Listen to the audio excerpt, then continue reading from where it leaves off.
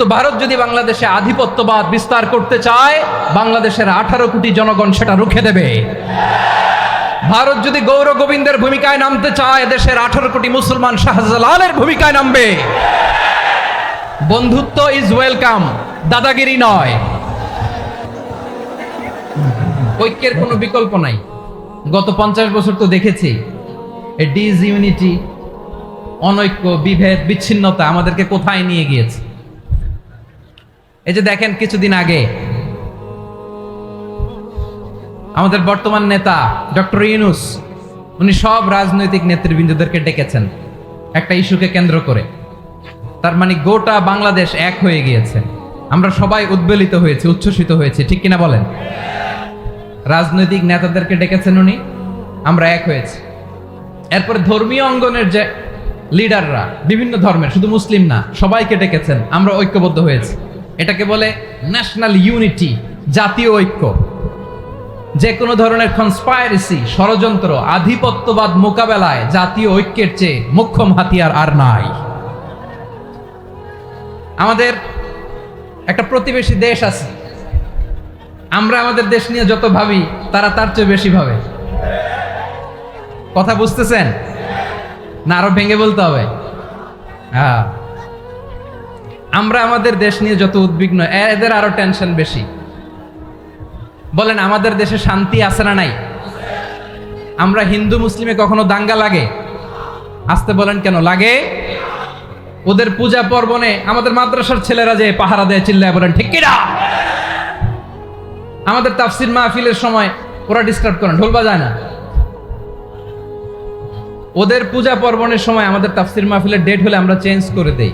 সুবহানাল্লাহ, কি সাম্প্রদায়িক সম্প্রীতির রোল মডেল। আর ওই বাংলাদেশের ব্যাপারে তারা অনেক ডিসইনফরমেশন ছড়াচ্ছিল। ভারতের অনেকগুলো গণমাধ্যম, আমি জেনারেলাইজ করব না, আমাদের প্রতিবেশী দেশের সব গণমাধ্যমকে আমি দোষ দিতে চাই না। অনেকগুলো গণমাধ্যম তারা ডিসইনফরমেশন শেয়ার করেছে। ডিসইনফরমেশন আর মিস ইনফরমেশনের পার্থক্য আছে। মিস ইনফরমেশন না জেনে ভুল বুঝে একটা মিথ্যা বা ভুল তথ্য ছড়িয়ে দেয়া, এটার ক্ষমা আছে, এটার কি আছে। আর ডিসইনফরমেশন মানে ইচ্ছা করে, প্ল্যান করে, ম্যাপ করে, ছক এঁকে মিথ্যা, গুজব, রটনা সোশ্যাল মিডিয়ায় ছড়ানো, এটার ক্ষমা আছে? আওয়াজ করে বলেন, ক্ষমা আছে? ভারতের কিছু গণমাধ্যম তাই করেছে। আমরা ব্যথিত হয়েছি, আমাদের হৃদয়ে রক্তক্ষরণ হয়েছে। আমাদের প্রতিবেশী দেশকে বলতে চাই, আমাদের দেশ নিয়ে আপনাদের ভাবার দরকার নাই। নিজের চরকায় তেল দেন, নিজের দেশ নিয়ে ভাবেন। গত মাসের ভয়েস অফ আমেরিকার রিপোর্ট, বাংলাদেশে সংখ্যালঘু জনগোষ্ঠী আগের চেয়ে বেশি নিরাপত্তা পাচ্ছে। Report voice of America, Muslim report নাকি? মুসলিম জরিপ, ভয়েস অফ আমেরিকা। কথা বুঝে নাই বোধহয়। ভয়েস অফ আমেরিকা কি আমাদের রিপোর্ট? না, ভয়েস অফ আমেরিকার জরিপ, বাংলাদেশের সংখ্যালঘু জনগোষ্ঠী আগের চেয়ে ভালো নিরাপত্তা পাচ্ছে। শুধু এখানেই শেষ না, মাইক্রোসফটের একটা জরিপ শোনাই আপনাদেরকে। তারা সারা পৃথিবীতে গুজব, ভুয়া আর মিথ্যা নিউজ ছড়ানোতে কোন দেশ সেরা একটা রিপোর্ট করেছে। এর মধ্যে 1 নম্বরে এসেছে ভারতের নাম। মাইক্রোসফট তো মুসলমানরা চালায় না? কথা বোঝে নাই বোধহয়। প্রতিবেশী দেশকে বলবো, আপনারা নিজের চরকায় তেল দেন, আপনারাও শান্তিতে থাকেন, আমাদেরকেও শান্তিতে থাকতে দেন। সব চেঞ্জ করা যায়, প্রতিবেশী চেঞ্জ করা যায় না। আমাদের ল্যান্ড তাদের ল্যান্ড, পাশাপাশি। আমরা চাই তারাও সুখে থাক, আমরাও সুখে থাকি, ঠিক কিনা? কিন্তু প্রতিবেশী হলে বন্ধুত্বপূর্ণ আচরণ করতে হয়। প্রতিবেশী যদি বন্ধু না হয়ে প্রভু হতে চায়, এরকম দানব প্রতিবেশী কেউ চায় না। ভারত যদি বন্ধুত্ব উপহার দেয়, আমরাও বন্ধুত্ব দিব। কি বলেন? তারা যদি বন্ধু সুলভ আচরণ করে, আমরাও বন্ধুত্ব উপহার দেব। কারণ আমাদের পররাষ্ট্র নীতি হচ্ছে সবার সাথে বন্ধুত্ব, কারোর সাথে বৈরিতা নয়। আলহামদুলিল্লাহ বলেন, কত চমৎকার পলিসি আমাদের। আমরা নির্বিবাদী, আমরা বাংলাদেশিরা শান্তিকামী।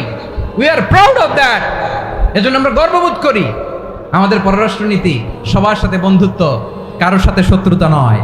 তাই প্রতিবেশী দেশকে বলবো, আমার ভাইয়েরা, আপনারাও আমাদের ভাই, বন্ধুত্ব দিলে বন্ধুত্ব পাবেন। বন্ধুত্ব ইজ ওয়েলকাম, দাদাগিরি নয়। বন্ধুত্ব ওয়েলকাম, দাদাগিরি নয়, লাউড এন্ড ক্লিয়ার। ভারত যদি বন্ধুত্ব দেখায় বন্ধুত্ব পাবে, কিন্তু ভারত যদি বাংলাদেশে আধিপত্যবাদ বিস্তার করতে চায়, বাংলাদেশের 18 কোটি জনগণ সেটা রুখে দেবে। ভারত যদি গৌর গোবিন্দের ভূমিকায় নামতে চায়, দেশের 18 কোটি মুসলমান শাহজালালের ভূমিকায় নামবে। প্রিয় ভাইয়েরা, আমরা বন্ধুত্বে বিশ্বাসী, শত্রুতায় নই, ঠিক কিনা বলেন? আল্লাহ আমাদেরকে বোঝার তৌফিক দান করুক। তাহলে এই যে তারা বলেছে এদেশে সংখ্যালঘুরা কষ্টে আছে, দুঃখে আছে, এটা কি ঠিক? বলেন, এটা কি ঠিক? না, তারা ডিস ইনফরমেশন শেয়ার করেছে, এটা ঠিক নয়। আমার প্রতিবেশী বন্ধু রাষ্ট্রকে বলবো, আপনারা এটা করবেন না, এটা করবেন না। আমরা শান্তিতে আছি, আপনারাও শান্তিতে থাকেন, আমাদেরকেও শান্তিতে থাকতে দেন। এই যে চিটাগাংয়ের অ্যাডভোকেট আলিফ হত্যাকাণ্ডে গোটা বাংলাদেশ আমরা ধৈর্যের পরাকাষ্ঠা দেখিয়েছে, চিল্লায় বলেন ঠিক কিনা? আমাদের নেতা আমাদেরকে ডেকেছে, আমরা শান্ত থেকেছি। আমরা শান্ত থাকতে চাই, আমরা ঐক্যবদ্ধ থাকতে চাই। যে কোনো ষড়যন্ত্র রুখে দেওয়ার জন্য ঐক্যবদ্ধ প্রচেষ্টার কোনো বিকল্প নাই। এবার আওয়াজ করে পেকুয়ার ভাইয়েরা বলেন, আমরা ঐক্যবদ্ধ জীবনযাপন করতে চাই কি চাই না? আল্লাহ তাআলা সে নির্দেশনাই দিচ্ছেন।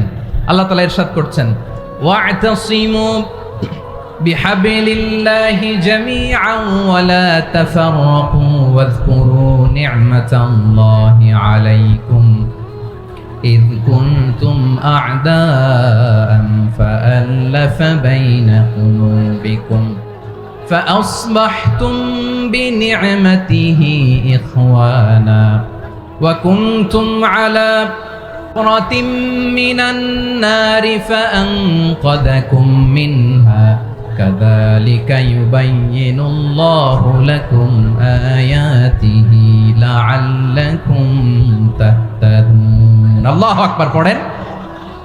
আল্লাহ বললেন, ও গোলামেরা শোনো, ওয়া'তাসিমু বিহাবলিল্লাহি জামিআ, ও আমার গোলামেরা সবাই মিলে আল্লাহর রশিকে আঁকড়ে ধরো।